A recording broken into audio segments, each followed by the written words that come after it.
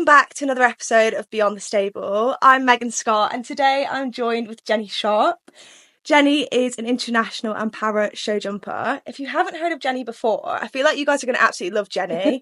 You should go check her social media out. I'll leave all her social media below. And I think you'll like Jennie because Jennie speaks about the positive times and the negative times and is very honest and open on her social media. And I think that's why you guys love this podcast so much, is because the conversations are so open and honest. So I think today was going to be exactly that. Okay. I'm super, super excited. And I want to start off with like a bit of a difficult question. Go on then. But I think it will let viewers see into you quite quickly. Okay. And I want to know, how do you think your friends and family would describe you? Stubborn. Yeah. Because if you tell me I can't do it, I'm going to do it anyway. Kind. I go out my way to make sure everybody else is okay before I'm okay. Mm-hmm. Obviously funny and beautiful. I think it'd be stubborn and kind mostly. Yeah. And do you think that goes into your show jumping and how you ride as well? Yeah, 100%. So speaking of your show jumping, I want to go right back to the start and I want to speak about how you got into horses. Right. So my dad, this is the story my dad tells, is he went to get some chocolate on a late night run. Yeah. They were hungry and I was only, I think, 3 or 4 at the time. Obviously, I don't remember it. They wanted a chocolate run. So he went to the shop and there was a load of kids, teenagers hanging around the shop. Yeah. Like smoking and causing trouble. And my dad said, that's not the life I want for my daughter. So we tried dancing, but apparently I was like a baby elephant. So he was like, oh, let's go see if she wants to ride a pony. And apparently I loved it. They started to learn to ride as well because they're not from a horsey background either. So they were having lessons while I was having lessons, and then it just spiraled from there. I remember going on Christmas Day down to the farm to give my instructor, the riding school instructor, her present, and my riding school pony was covered in tinsel. Mm-hmm. His name was Bubbles, a little grey, and I remember it vividly. He got red and green tinsel everywhere. And I was like, oh, what, he's dressed up. And Mum was like, yeah, Santa's bought him for someone. And apparently I just burst into tears. So I was like, but I love him. Oh. And they were like, yeah, it's for you. So, oh, that's amazing. So they'd bought me my riding school pony Bubbles, and that's where it kind of spiralled from there. And what age were you at this point? 7, I think. 7 or 8. 7, you got your first pony. And Yeah. what did you do with Bubbles? Riding clubs. So I grew up all through Atherstone Riding Club and Atherstone Pony Club. Doing just the fun bits, Mm-hmm. that you do every weekend at the riding club shows. Your gymkhana, your show jumping. I did then go on to event for a long time. Yeah. I team chased. I did all sorts. I used to have big bollocks. I'm allowed to say bollocks. Yeah, you're fine. You can swear on it. I used to have big kahunas, and you could put me at anything. I'd ride anything. I didn't care. I just wanted to do it. Yeah. I loved it. Did you have a favourite discipline back then? Cross country. Yeah. Loved it. Hated dressage. Why? Just boring. I hated it. I can't say I hate it now because I'm being bullied into doing dressage, but I just hated that part. I just wanted to do the fast bit. I wanted to go show jumping in cross country, and the adrenaline afterwards. It was just amazing. And did you do all this on Bubbles? No, so Bubbles I did like low level poles, learnt the basics, and then I had a beautiful New Forest called Honey, who I stepped it up and started to event. Then I had an Irish coloured called Nina, who used to rear over vertical and fall backwards when I first had her as a 4-year-old. And we actually got banned from every showground because it was dangerous. She then went on to win absolutely everything. People used to say, my mum says this story as well, that round the side they'd be like, Jesus, it's not the jump off yet. And my mum used to be like, you wait till you see her in the jump off, because she was just so fast. Like, no one beat her. She was amazing. So Bubbles, Honey and Nina all stayed in the family because my brother started to ride. So it was quite nice. As I moved up, the ponies then went on to my brothers. Yeah. So it was quite a nice couple of years. And then after Nina, I had Barney, who we've just lost about a month ago, actually, probably 2 months. 17-2. I was 15. So he was bought for my dad. Yeah. And I was obviously racing around on Nina everywhere. And Nina had a field accident just before senior camp. So my dad was like, oh, I'll take Barney. And I was like, I've only had him 3 weeks, Dad. He can hardly trot. So I took him to Pony Club camp, and one of the instructors said, it's not rhinoceros camp, what is that? And I was like... And then fast forward 2 years, he went on every team. He was lead horse for the team chasing. He did all my eventing, up to probably about the equivalent of B100. He was amazing. So yeah, I started doing everything, if that makes sense, from a young age. Speak me through the eventing side of things, how you got into that. Pony Club. Yeah. I got asked to be on the team. I don't know if you know Bramcote Barracks No. in Nuneaton. It's an army base, but they had like randomly a cross-country course on it, and it was a really nice cross-country course. And every year they had the Rose Bowl, and that's where it was held. So I just got in. That's where senior camp was, junior camp was, and it just kind of happened. Again, I'm very competitive. So it just kind of happened. I got asked to be on the team one day, and I was like, oh, let's give it a go, and just fell in love with it. Absolutely loved it. And then I had a really nasty accident on Barney. We had a rotational in the water. He went lame, and I was like, that's it, I never want to ride again. So I gave up for about 5-6 years. Speak me through the accident. All I remember, I don't remember a lot because I was knocked out clean, is we were doing really well, and the water fence, I think, was fence 12. There's probably 4 or 5 fences left, and I looked at my watch, I knew I was in time, I knew everything was fine, and nobody knows why it happened. He just landed funny and we both went down. I don't remember anything after that other than waking up to a lame pony. And what was your recovery like after that? I busted a couple of ribs. As far as I can remember, it was a long time ago now, I'm old. As far as I can remember, fine, but I just knew I didn't want to ride again. Just scared myself, and also because Barney was injured, that was it. I was like, no, I don't want to do it. Yeah. I can't go through the heartache of the horse again. So I just literally gave up, walked away, put them on grass livery, and walked away from it. For how long? 5-6 years? Yeah, I went to be a prison officer. And then what was it like getting back into it? Scary. What was the flip that you decided I want to try horses in? It was my dad. So this is the reason for JK Equestrian, you see. Pinky, my big grey. My dad tricked me into going for lunch, and we turned up at stables and Pinky was there. And I was like, that doesn't look like lunch. And I was like, I don't want to do it, Dad. I'm not interested. Like, I just can't do it anymore. I'm too old. It's just not for me. And he said, just come and see him. So I went, gave him a first. I was like, oh, he is beautiful. And he is beautiful. And then I saw the guy that was selling him jumping round, and that was it. I fell in love. I was like, I want him. So ended up buying him, and then the rest is history. And what do you do with him? He's retired, semi-retired now. But I did all my first 120s, 130s with him. He was a grade A. He's come from showjumping background. He's jumped for the Queen.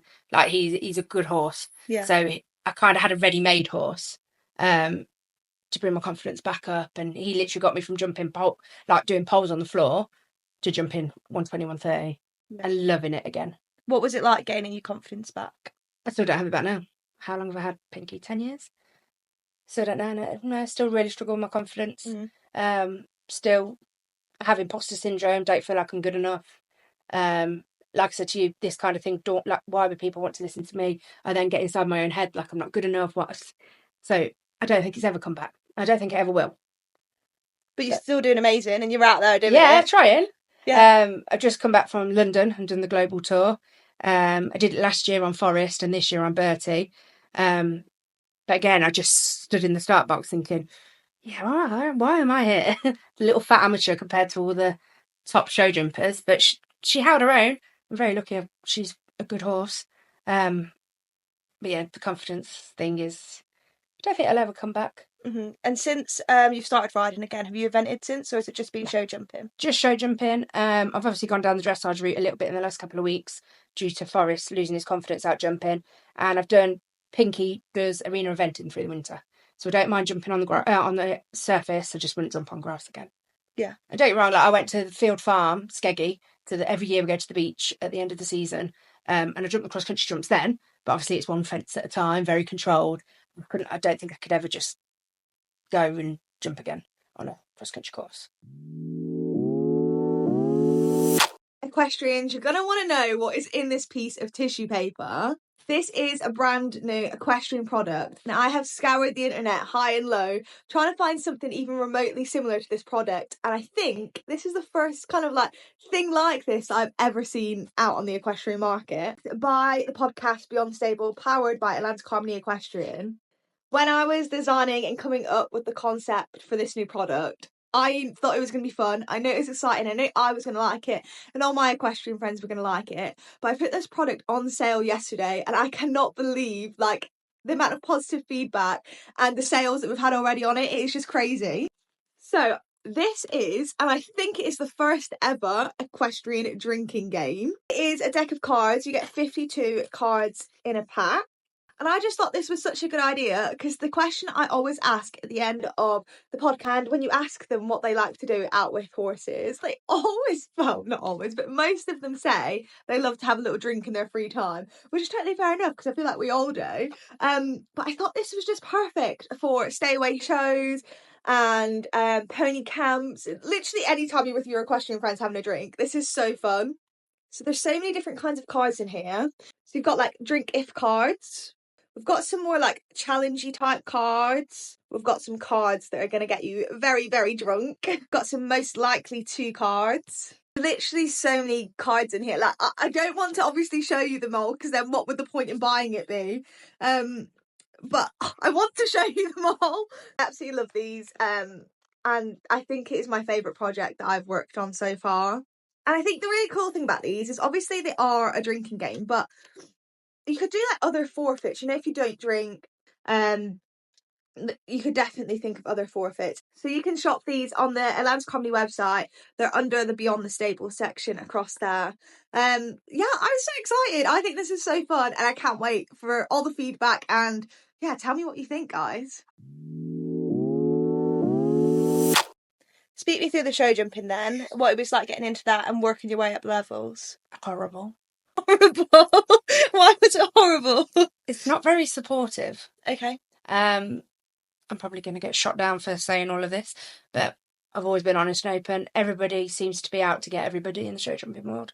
Compare it to, so I started British Dressage, and then it was my second show yesterday. Went to Newbold, and every single person was lovely. Like genuinely came across as, "Hi, nice to meet you," really nice. And then you'd go in to do your test, and there'd be hardly anybody around, even though it was a busy show. Nobody stood around to watch you. Whereas when you're jumping, people will stand and watch you jump to wait for you to fail. Like I've had comments saying, "Oh, let's look at this fat bitch go again. Let's see her wreck another round." Like, and people will go, "Oh, this is a good laugh. Let's stand and watch it." And it's like, they say it loud enough for me to hear. So then it gets it again in my own head. I'm like, "Oh God, I'm not good enough. I'm not good enough." Yeah, I think that's horrible. And I think a lot of you guys watching this already know this, but the reason I started my clothing brand and why it's called Atlantic Harmony, a lot of people assume it's because of we work with harmony in our horses, which it is. But the other side of it is I also noticed quite a lot of like bitchiness in the equestrian world, and I wanted to. Obviously, I'm not going to change it overnight, but I wanted to have a role and kind of change that, and I wanted equestrians to work better in harmony. I try to be. So I always say good luck to the person. If I'm walking out the ring and the other person's walking in, I'll always say good luck. Or if I'm walking in and they're walking out, I'll be like, "Oh, well done, nice round." Yeah. Always. I think that's lovely. Without fail. I don't care if they have every pole down. I'll be like, "Oh." There is one lady that messaged me a couple of weeks ago. She'd seen my post, but she says the reason my daughter carried on riding is because she'd had every fence down, and you were the only person around the ring to say, "Don't worry, it's another day."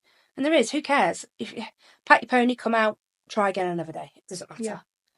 And when you are going around the ring and you hear those nasty comments that should not be said, how do you get over that? How do you have the power to keep going? I cry a lot. Dark humour, sarcasm, cry a lot, and I put it out on social media. Yeah. As a bit of a dear diary more than anything, so that I can look back and be a bit like, did it anyway. Yeah. Like, I was told I'd never ride again, so to actually just be out doing it is a big thing, so I should be proud of that. Mm-hmm. It's the weight comments that get to me. I'm on a lot of painkillers.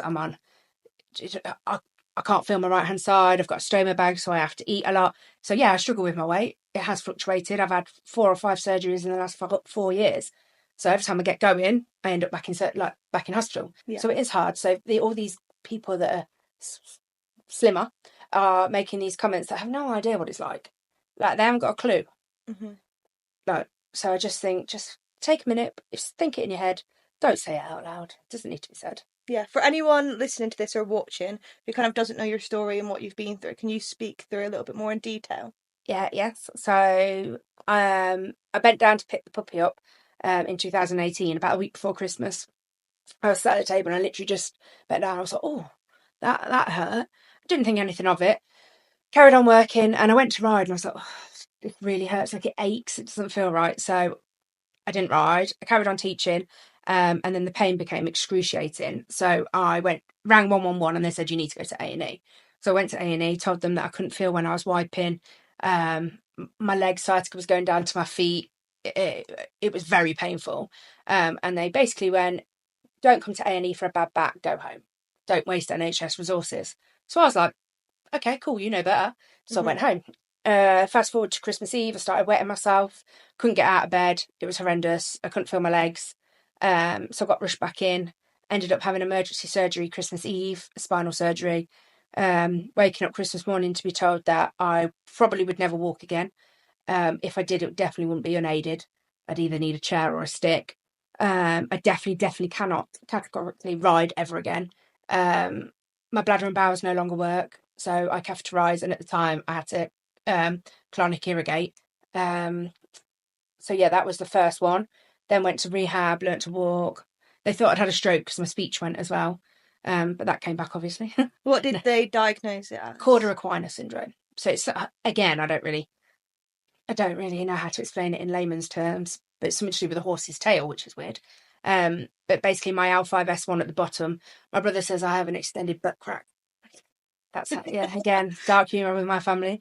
So basically, at the top of my bum crack, it was just a nice big long scar where they went in and did a discectomy and cleaned it all up. But basically, my disc had exploded and gone off to attack all different parts of my nervous system. But because it was left so long, if it's caught early, it's easily fixable. If it's left too late, it's obviously devastating. It can paralyse you. So I went to rehab for a month, came back, started riding Pinky again, got back on Pinky. But obviously I've had to adapt, like I wear the Athena stirrups because I can't feel my right foot, so that it's magnet. Then fast forward probably 18 months, if that, all the symptoms started again.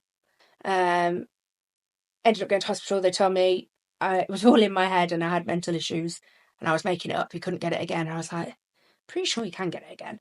So I just made an appointment with my surgeon, luckily, and managed to get in a week later.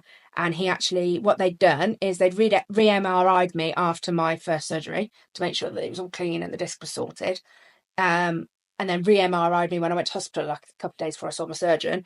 And they re-uploaded my new MRI after my surgery, so it obviously looked clean. So they were like, there's nothing wrong with you. So when my surgeon actually put the right MRI up, I can see it. I was like, yeah, there's the bulge. And he was like, yeah. So he actually cancelled clinic there and then sent everybody home and we just surgery. So I had another spinal surgery. This time they nicked the spinal fluid sac. They did know, and they did say, look, if you start to get headaches or there's any symptoms, we need to go back in. Yep. So I'm on the spinal ward and I can't open my eyes. Like the pain in my head, I couldn't look at lights. I asked them to turn all the strip lights off. And this nurse came stomping down. I was like, why are all the lights off? And they all looked round and went, she wanted them off. She's got a headache. Now, to me, that would be a red flag. You're on a spinal ward, headache. Well, no, they just discharged me because I was being a pain. So I went home, basically couldn't get out of bed, couldn't talk, couldn't open my eyes. I was being violently sick. So I got rushed back in again. Oh, it'd all swollen as well around my spine, like a massive blister all the way around my scar. And it was like fluidy, I could press it. So obviously the fluid had started to go around my body. So I got rushed back in, ended up having a blood transfusion and drains. And this new, I can't remember the technical words, basically took my blood, someone else's blood, mixed it and made a new sac, put the sac back in. But obviously I had to have drains for a week and did another 2-3 weeks in hospital. Came out, fast forward to January last year, I had my stoma put on, and then I got sepsis. Tried to die a couple of times. So yeah, and then my back has just gone again, so I'm just waiting for another surgery now. So it's all fun and games. So before all of that kind of happened, what level were you riding at? 120, 130. And then afterwards, did you have to step back? Oh yeah. Speak me through that kind of side of it, getting used to that, I guess, your new body. And it's very weird. It's really hard to explain because when people see me, like if you saw me walking down the street, you wouldn't know. Like I can walk, but if you actually watch me walk, I have foot drops and my foot slaps the floor when I walk, and I limp, but it's just ever so slightly. But I look at the floor, so if it's an uneven floor, I fall over all the time. Like when I'm in the field, everyone laughs because I just fall over and Abby will be like, oh, she's dropped again. Because it's uneven and obviously my foot can't balance it. Whereas if it's a flat floor, I find it much easier. But the worst part of it is the fatigue, the chronic fatigue. If I could get rid of that, I'd be happy. But I could sleep for 7 days straight and still wake up and be tired. It's just, by the end of the day, you're like exhausted. It's horrible. So it was learning to step back a bit. I have to be busy. I'm not very good at sitting still. Like, if anybody watching, I'm fiddling with my fingers all the time. I'm not very good at doing nothing. So to learn to slow it down a little bit was the hardest bit, I think. And then falling off at the most simple things. Like, I used to be able to sit anything, but now I just plop off the side because obviously your balance is completely gone. No matter how hard I train or how hard I do, if something happens, I can't do anything about the fact my leg doesn't work. So if it swings the wrong way and I don't know, I just flop off the side. So that's probably the hardest bit. How do you think it affected your horses? So I make sure that they have their backs checked every 6 weeks without fail.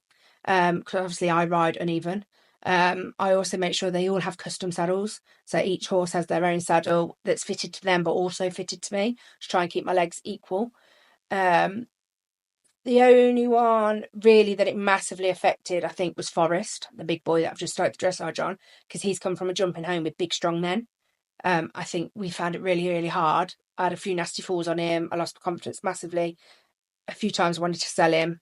Then we started getting it going, and then we've lost our confidence again a little bit. So the others, so Bertie, Dolly, the new ginger, all of them, I've taught the ropes like I've had them from 3-4-year-olds, so they know that my leg doesn't work. Yeah. So they go my way, if that makes sense. Whereas Forrest doesn't quite understand what you're asking him. So instead of doing it anyway, he panics. So yeah, but I'm massively anal on having the backs checked and their saddles made sure they're checked all the time, because I know obviously I ride uneven, so I don't want it to be causing problems for them. And I feel like a lot of people wouldn't even think about how it affects the horse. No, I'm really anal about it. The horses come first. They have massage pads on. If I've been out jumping, so I did Bolesworth 2-week tour, came back, they all had the backs done the next day, even though they had the backs done before they went. They all had them done the next day. Went to Global, but he had a back done the week before we went and the day we came home. Always make sure that they have sessions constantly, just to make sure that they're happy more than anything. This episode is brought to you by Atlantic Harmony Equestrian, where clothes are more than just what you wear, they're how you express yourself. At Atlantic Harmony, we're not just another logo.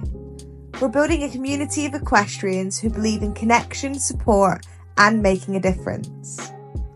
Our high-quality, stylish apparel is designed for riders who value both function and fashion, while supporting sustainable practices. Join a brand with a purpose. Visit atlanticharmonyequestrian.co.uk and be part of a community where style meets empowerment. Atlantic Harmony, where riders support riders.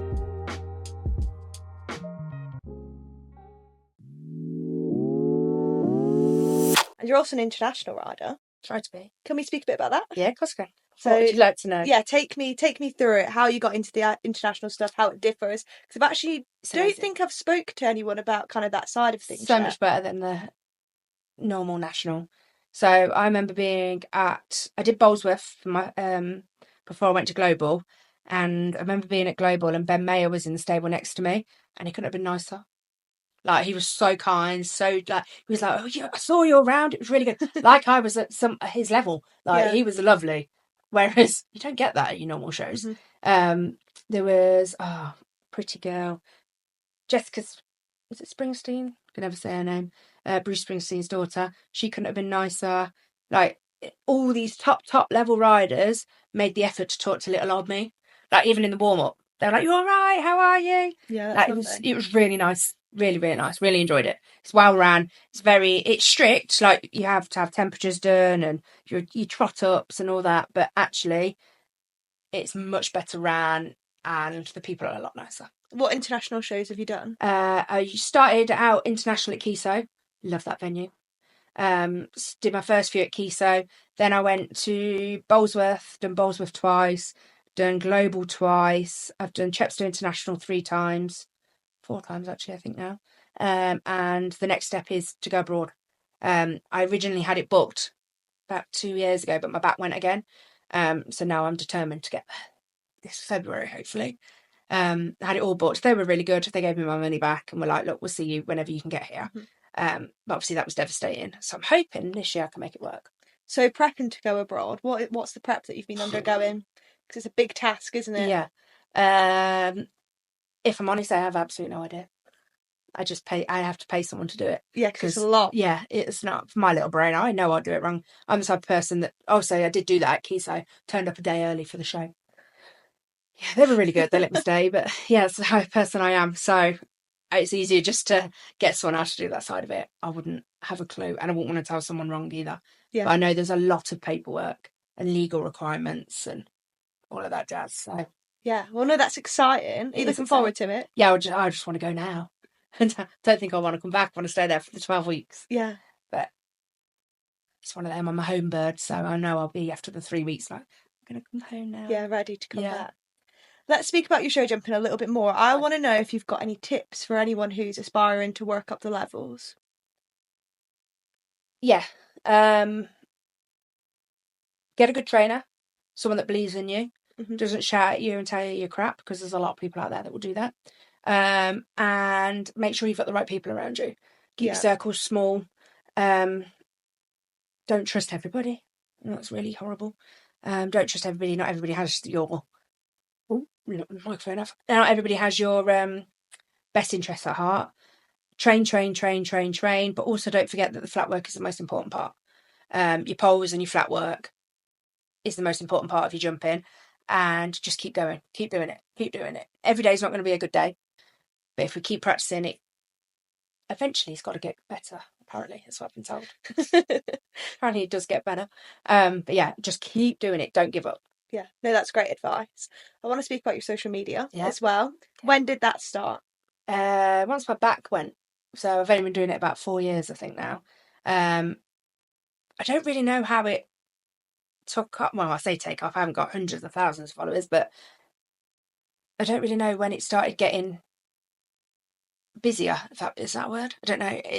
I know I went viral on TikTok for a picture for the video of Forest, and I know I went viral on Instagram with the video of my lorry. But obviously that came with a lot of hate as well, which was really hard to deal with. But yeah, it's basically a dear diary. I don't do it for anyone else other than the fact that I can look back in a year's time and be like, okay, I was in that place, now I'm in this, like, because I struggle massively with my mental health. So more for me, it's an outlet. Like I just go and put it on the internet, and then I can look back and be like, oh, so I did achieve what I wanted to achieve and things like that. Yeah, I think it's so nice that how open you are with everything. Yeah. Can we speak a little bit about the hate? Yeah. How did that affect you, kind of the hate on that video? So just before that, I did have an attempt on my life. I was obviously in a very... Hello. Sorry about that. For any audio listeners, the cat just jumped up. Hello, pussycat. Yeah, so I had an attempt on my life. Obviously just couldn't see a way out. My mum and dad found me. Obviously in therapy. It wasn't too long ago. So the hate thing I really, really struggle with. My mum and dad have to kind of be like, right, they don't know you, it's jealousy, it's this, it's that. But it's hard. Like, I try my hardest not to read the comments, but when you can't sleep at night and you're scrolling, you end up, is it doom scrolling they call it? Reading them. So just silly things like the lorry was more to do with the fact that I was a spoilt brat and I was this and I was that. And I was thinking, hold on, like, it's a work truck. Yes, it is very beautiful, but I need it for work. And it's my medical stuff. I need a safe space to change my stoma bag. I need this, I need that. I need somewhere comfortable to sleep because I struggle sleeping. Yeah. And I also had not long ago, while I was at Arena UK, actually, a couple of weeks ago, a picture taken of Forrest at Global. There's a very beautiful photo of me hugging him and crying as I come out the ring. And someone put it on the horse welfare page. Yeah, there was I can't even explain it. They were saying that he looked sad in his eye. Yeah, it was ridiculous. And that really, really upset me because that's the one thing that I am massive on, that my horses are happy. And Forrest is an anxious horse. He is a big anxious horse. but the picture was the nicest moment that's now been turned into a bit of a negative. So I try to take it with a pinch of salt. I try to not read them, but if I do, try to be like, okay, they don't know me. It's not someone I know. And also, massively, they wouldn't say it to me to my face. So I've kind of just got to forget it in a way. But it is hard. It's horrible. I think with the mental health side of things, I think you sharing that, I would assume that it helps a lot of people. Yeah, I do get a lot of messages. That's another thing. A reason why I do it is the messages I get from people. Just, I probably get 2 or 3 messages a day saying, thank you for sharing this, you're not alone. And if it's not affected them, it's affected a friend or a family member. So they're like, I've sent it to them, or thank you for sharing it. Like, you've given me an insight into what my daughter's feeling, or anything like that. But also, again, the horsey world isn't a nice place. So if I can just tell people they're not alone with it, and it is normal to have, like, it's normal to not be okay. Hopefully I can help one person. Like, that's all it matters to me. Yeah. Is at least I help someone. For anyone who likes social media and wants to start their own, would you have any tips for them? Start it. Do it. Do it. Just do it. Just start it. Be authentically yourself. I think there's a lot of fake people on social media that do it for followers. I don't do it for my followers. I don't do it for followers, I do it for myself. Again, like a little dear diary. So be authentically yourself. That is the best way to be. And literally just do it. Make that post, do it, make that video, take that picture. And plus it's a really nice thing to look back on. Like, it's like a photo album of all the years, like you just look back at. Yeah. So 100% do it, and just regularly post and keep people updated. Yeah. And I love how honest and open you are on your social media as well. Do you find that difficult sometimes to be that open and honest, or does it just come naturally to you? I am very open anyway, probably a little bit too open. So naturally, only recently has it started to be a bit like, oh, should I? So obviously my stoma leaked when I was at Arena UK, so I did a post on that, and that went a little viral, and there was lots of really nice comments about that. And I got lots of new followers from that, people with stomas. But obviously then came the comments of really what you're oversharing and the odd comment. So only recently have I been a bit like, should I share that? And then I go, okay, let's share it. Yeah. And For anyone who's not seen that post, can you speak me through that experience at Arena UK? Yes, so I was on the little 4-year-old jumping, and I got over fence 7. I was like, something smells. And I was like, what is that? And I was like, oh, it's me. So my stoma had leaked. So I finished the round, came out, but it was everywhere, like all down my legs. And I was like, this is embarrassing. So, but I just, instead of worrying about it, took a photo and was like, let's go get changed. Gave luckily to my friend. I said, could you just sort her for me? Ran off to the lorry to get changed. But it happens. People might not shit themselves. I do, but things do happen. Yeah. Yeah, love it. Love your social media. I'm going to link it down below for anyone who wants to go across and follow Jennie. You're also an instructor and do clinics and stuff, because that's where I first heard of you. I watched you do a clinic at Pickering Grange. Oh! So yeah, speak me through when you became an instructor and what that process was like. I did my British Showjumping, UKCC, I think it used to be called, level 2. And I qualified probably about 4 years ago. It wasn't something I wanted to do. Never really been interested in it. But once my back went the second time, I thought, I'm going to have to take a step back from taking young horses in, or schooling liveries or sales liveries. So I was like, what am I going to do? And someone said, why don't you try coaching? So I was like, let's do it. The process was hard, I'm not going to lie. It's very, what's the word? It's a workbook. You have to write things down, and I'm not very good at that. So the practical side of things, fine, I can do that. But having to write things down and explain why I've done it, I struggle with. If you were asking me the question, I could do it. But the fact that I had to write it down, so that's the only bit I really struggled with. But yeah, I did that about 4 years ago, I think it was. But again, if anybody is thinking, shall I do it? It's a great tool to have.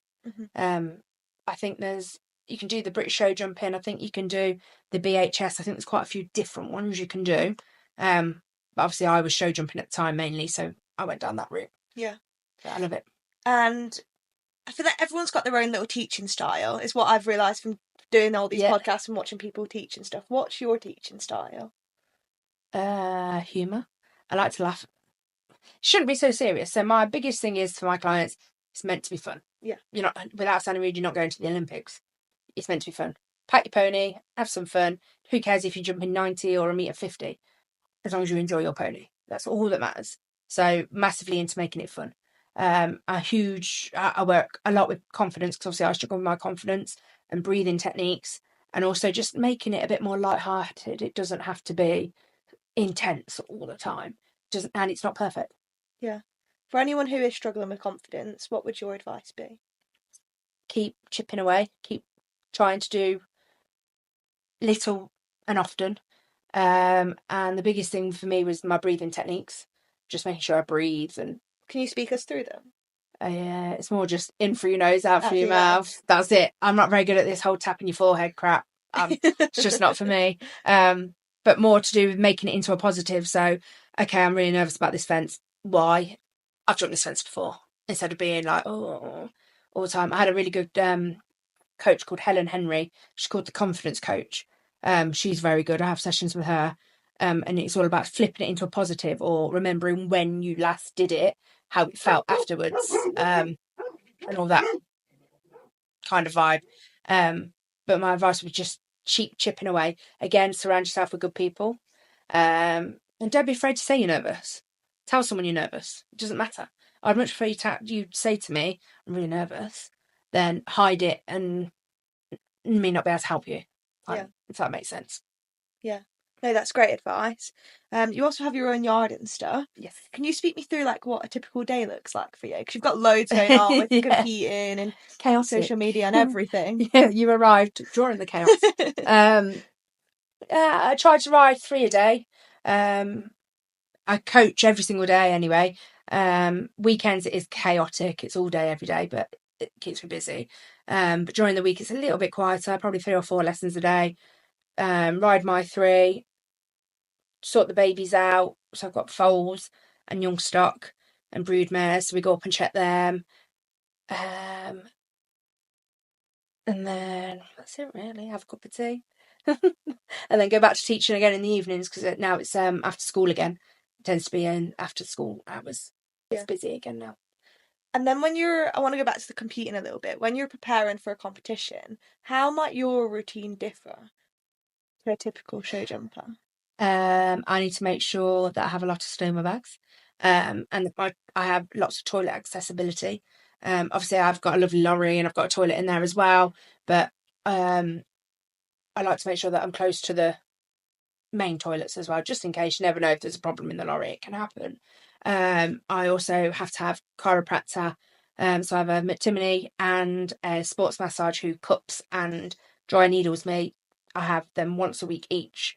So I will make sure the day before I leave that I've had a session with either. So it tends to say I'm leaving on the Wednesday, it tends to be. I will have seen Claire on the Monday, Jordan on the Tuesday, made sure my back's been sorted before I go. Without fail, it has to be sorted. Yeah. Then it is literally making sure that I have 2 of everything. So I have 2 pairs of jumpers. Yeah. So if I'm going for 4 days, I need to take 8 jumpers in case my stoma leaks. Making sure I've got my catheters, because if I haven't got my catheters, I can't go for a wee. It's just medical supplies, really. Make sure I've got all my painkillers, my morphine, and enough to suffice while I'm away. Yeah. And what about when you're actually at the show? Is there anything different? I sleep a lot. Yeah. You won't see me much at a stairway show. I'll say hello, do my round, go back and watch Netflix and chill. Because I don't sleep very well at night, I tend to nap during the day, especially at a show. Not during the day here because I'm busy, but at a show it's quiet. Once you've ridden your 2 or 3 horses, it's nice and quiet. I'm not into partying. I don't drink. Again, I'm not really big on socialising in the horsey world. I'll say my hello and be polite, but that's how gossip gets spread. So I just stay away. And I literally chill, Netflix and chill. That's all we do. Sit on the sofa, watch Netflix, eat some dinner, go to sleep. Yeah, nice. You obviously share all your highs and lows on social media and stuff. We've spoken quite a lot about the kind of the negativity that comes with social media. I want to know some of the positives that you have had come out of it. Brand deals. Got some amazing sponsors. So when I posted about my stoma leaking at Equestrian UK, I had 2 amazing brands reach out that want to work with me. I can't say who they are at the moment, but keep an eye. But yeah, 2 amazing brands that I'm really excited about, who liked everything I stood for, which is exciting. Obviously, Horse of the Year show have invited me down on their influencer press day. So again, I think when this goes live, I will be there on the Friday. So that's very exciting. Again, imposter syndrome. I'm like, why? But their thing was that they like what I stand for. They like my social media, but also meeting the people. So being on the stands for my sponsors at Horse of the Year show and Olympia, well, London Excel, isn't it now? And Your Horse Live, people come up to you and they're like, oh, yeah, you're Jennie Sharpe, aren't you? I'm like, yeah, depends who's asking. And they're like, oh, we follow you on social media. That's amazing. Still feels very weird to me and very new, but like it's the nicest feeling knowing that someone follows your journey and enjoys it. So I'd say the positives will outweigh the negative all day long. Yeah. All day long. Amazing. I always ask my guests this. I want to know what you do out with horses. What do you do beyond the stable? I don't know what life is beyond the stable. Oh gosh, with my partner and his little girl, and family time. I'm big on family. Yeah. Family are very close knit. So spending time with my niece and my nephew, going out for food, as you can tell. I like good food. That's it really. I don't really drink or party. That's not me. I like a nice chilled night. But yeah, nothing amazing. Don't have any like amazing secret hobbies or but yeah, family time and seeing friends. And yeah, because your family are obviously into the horses and yes, stuff now as well. What's yes. that like? So my brother works the farm now as well. He was training to be a teacher and he gave up and now works the farm with my dad. But this is quite new to us. We've only had our own place for about 6 years. Before that, we were on livery, and so it's still all quite new. But again, I live next door to my mum and dad. My brother works on the farm. I love it. I couldn't be without them. Yeah. I couldn't be without. We just bought mum our own pony, so we go off like competing and hacking together, and it's just really nice. They're like my best friends, so it's just it's just easy. I couldn't imagine doing it without them. And you've mentioned along this conversation that you've just started to get into the dressage a bit more. Yeah. What's that been like? God, scary. So I have flat work lessons every week anyway, because like I said earlier on, flat work is the most important part of the jumping. And Kate Davis, bless her, my instructor kept saying, you need to go and do some dressage, you need to do it. I was like, no. Hate it, it's boring. I actually love it now. I've actually just ordered a dressage saddle. I've enrolled in British dressage. Hopefully going to represent the paras as well. But Forrest, I've got a bit stuck jumping, and I just thought, you know what, let's try something else. And he loves it. And he performs beautifully. Like, he gets really excited and he's happy. Whereas the jumping, we were both anxious all the time. Yeah. So that'd be another thing. If you're struggling to do one discipline, try something else. Just even if it's just for the winter. Even if I just do this for winter and then I go back to jumping in the summer with him. I just thought, might as well. But I actually love it. Really do. I never thought I'd say that. Never thought I'd say that. I feel like a lot of people I've spoken to have said that when they've actually given it a proper go. Yeah, I think when you're doing it properly, it's very, like, I'm really competitive as well, so I want to do it well. Yeah. But seeing some of the horses go around, I'm like, oh my God. Like, they're beautiful. They float. Some of the beautiful riders. So yeah, I'm really enjoying it at the minute. If you ask me again in 6 months, I might change my mind. But yeah, we've been placed every time we've gone out. We've been second both times. So yeah, I'm really enjoying it. And what else have you got coming up? So you're going abroad that you've mentioned. What Hopefully else? going to Spain, do the Sunshine Tour. Winter, I always have a bit of a quieter time. The girls, my youngster and Bertie, will just tick over winter doing local shows like Onley and Addington. I'm not a big fan of jumping indoors, so we'll just tick over before we go, hopefully, on the Sunshine Tour, and then start getting back to Chepstow.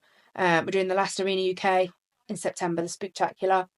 So we'll do that as the last Stairway show, and then hopefully be back in March with a bang. Lots of training. Lots of, training, dressage, flat work. The girls will go over do a bit of dressage as well, I think, just to keep them ticking over. Yeah. No, amazing. It sounds like you've got loads of exciting things coming up. Is there anything coming up social media wise? I've got 2 new brands that hopefully I'll be able to announce soon that have reached out. So yeah, if you keep an eye on that, that'll be good. And then I'm hoping to do a giveaway with another big brand. Yeah, no, exciting. I'm very excited about that. Yeah, no, amazing. My final question for you is, if I could get anyone on the podcast, who do you think would be interesting to speak to? Oh, John Whittaker, because he's Big one. hilarious. I love him. He's my favourite person ever. And Lee Pearson from dressage. Okay. He's an Olympic, Paralympic dressage rider. And I just think he'd be very open and honest and interesting life he's had. Yeah. I'm intrigued, just as a little last question, how does the community in the equestrian world differ in the para side versus kind of... I don't really know, because I haven't been doing the para for very long. I don't really know a lot about it at the moment. I know something to do with the jumping. I haven't done a lot with the jumping because you're limited to just doing 90, which to me doesn't make sense. Surely we should be encouraging these bigger tracks for us less abled. So I actually haven't done a lot with it yet. I do need to look into it. The dressage side of things seems to be a lot more. There's a lot more to do and getting involved with. But the jumping, there doesn't seem to be a lot.